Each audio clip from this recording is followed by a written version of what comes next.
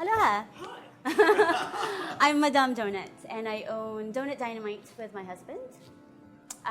We live and work here on Maui. We opened our store about 7 months ago in the town of Wailuku. And so far it's going quite well. It's been really amazing how people have come to find us, and people keep coming in, so we keep making donuts. I was born and raised in the Philippines, and I have 2 other siblings, and my mom have always been quite good at figuring out what our strengths were. So I've been cooking for the family since I was about 9 or 10 years old. We cooked in clay stoves, so I had to make fire about 3 times a day just to cook food for our meals. We didn't have refrigerators, so we needed to make fresh food all the time. My mom pretty much raised and grew most everything that we ate. So I have that background, or at least that awareness of using real ingredients, whole foods, without correlating it to health and nutrition. And it was really more, I think, because we were poor. And I think that being poor, in a way, helped us become more in touch with our food. So I was used to eating and making fresh food. Many years later, when I moved to the States, I actually majored in exercise science and forgot about cooking for a while until about one summer I had to buy a KitchenAid for a friend, and I thought I'd buy myself one too because it was really cute. So I borrowed my friend's book called Baking with Julia Child, and I said, I'll make croissants, just like that. And he said, croissants, why don't you start with cookies or brownies or something more simple? I was like, I want croissants. It sounds interesting, intriguing, and complicated. So I made my first croissants, and they turned out really good, and I was really inspired. So I went to Culinary Institute of America at Greystone campus in St. Helena, California. I was living in San Francisco at the time, and I drove every day to school because I thought that was the best school I could attend. I had a great education, great connections, and that's actually where I met my husband, who is also my partner in Donut Dynamite.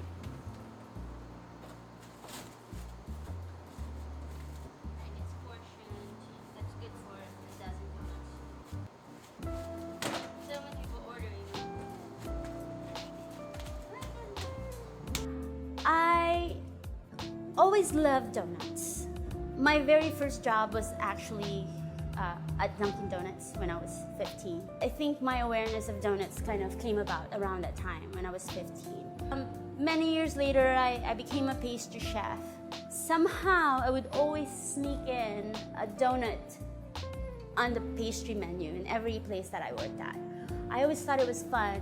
Like, I express myself through donuts. I think donuts are very humble, and also they're the underdog of the pastry world. I wanted to change people's view of something that could be so simple and humble and not usually regarded as something regal. To me, I wanted that donut to have that turnaround, like, hey, it's humble, but then it's also so luxurious. We tend to fry our donuts a little bit darker than most places because the more caramelized it is, the better the flavor is. And I feel like most pastries out there are underbaked. Like when they're so pale, like you don't really develop the flavor enough. We started our business selling donuts at the Maui Swap Meet, which is very down to earth, and it's not air conditioned. So I remember the first time we were there, and we had gimme s'more donuts and bacon maple and just some really interesting flavors that they had not seen before on a donut. And then one teenage boy actually came by, and he's like, that's interesting. He had $3 in his pocket, so he bought a donut. He walked away eating the donut. Before he could walk far enough away, he turned around and said, that is the best donut I've ever had. And I looked at my husband and was like, they're gonna get it. They're gonna get it. So From the Maui swap meet, we added on doing events at the KA Fourth Friday, and then we were really active in community events. And then not too long after that, executive chefs of hotels, 5-star hotels, were actually coming to us telling us that they wanted to carry our donuts in their hotels. We make everything from scratch, from the dough to our toppings. I even make my own handmade sprinkles because I don't like the waxy texture of most sprinkles that you get. We use real ingredients, and we can pronounce every ingredient that we put on it. There's no preservatives. It's all fresh every day. So often I say we make artisanal donuts. It sounds corny, but I look at the donut as my canvas, and I express my creativity through it. I express my story, even my life story, on a donut. So our workday usually starts somewhere around anywhere between 10 p.m. to midnight, depending on the day of the week.